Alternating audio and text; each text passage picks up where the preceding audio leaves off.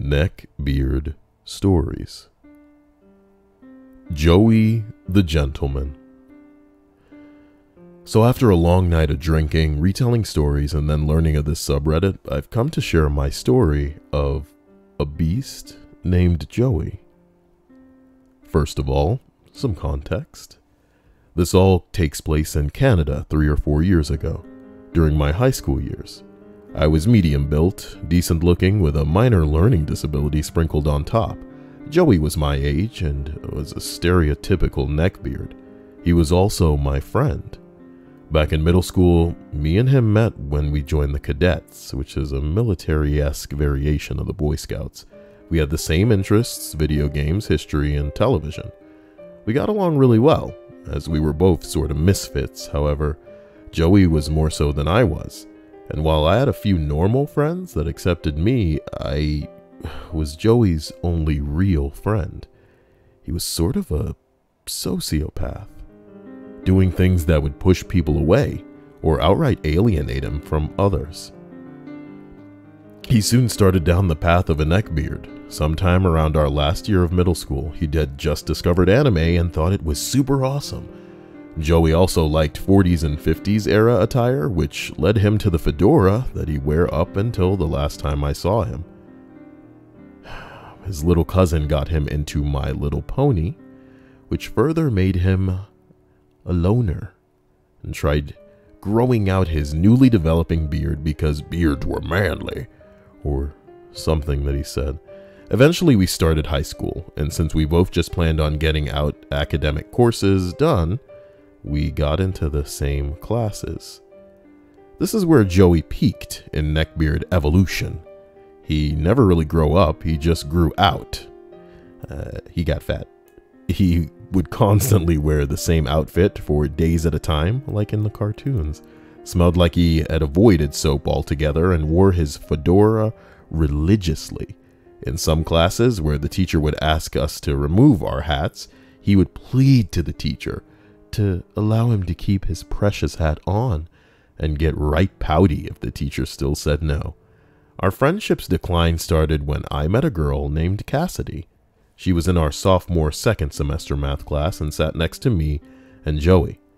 One day, Cass turned and asked me to help her with some questions that we were having, saying that she didn't get it. Halfway through teaching her, Joey butted in and said in a smug tone, "If you ever need any help with future questions, just ask me.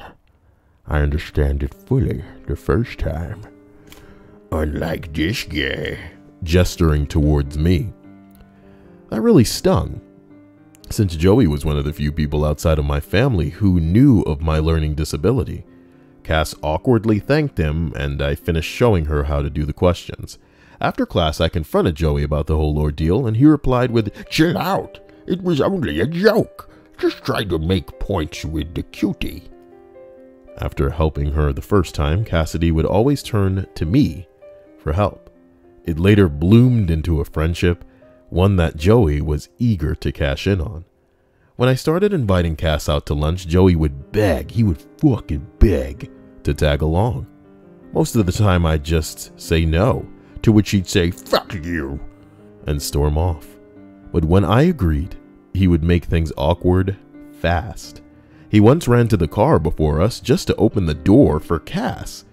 He bowed and gestured for her to get in and everything. All he was missing was the "milady."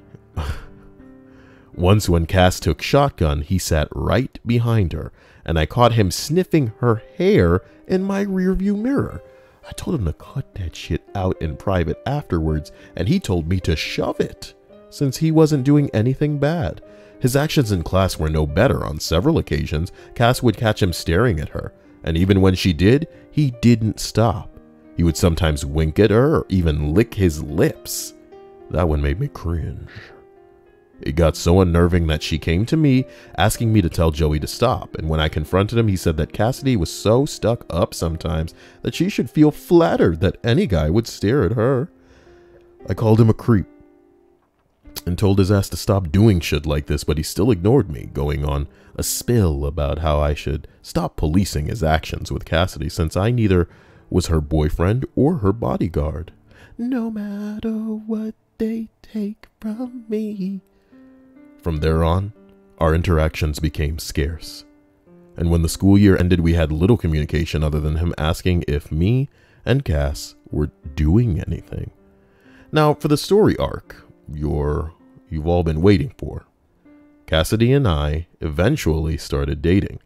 It was a Saturday night during summer vacation, and we hardly saw heads or tails of Joey.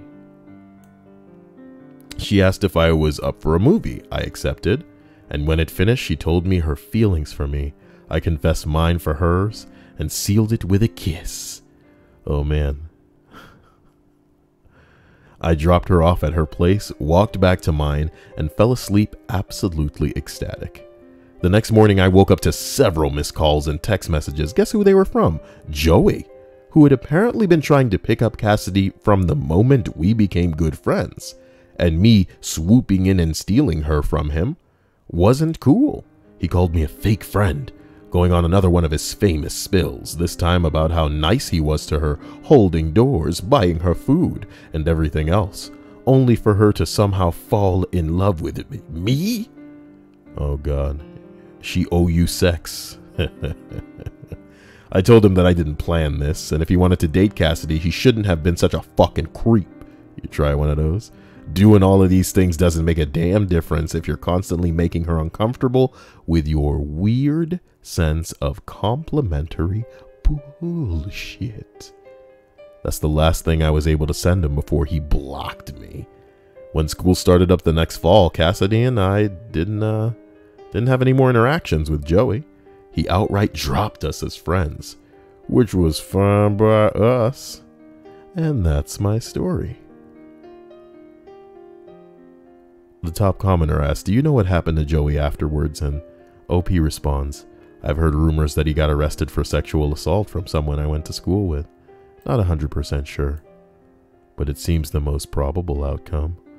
Ooh, Joey, you better keep it in your pants.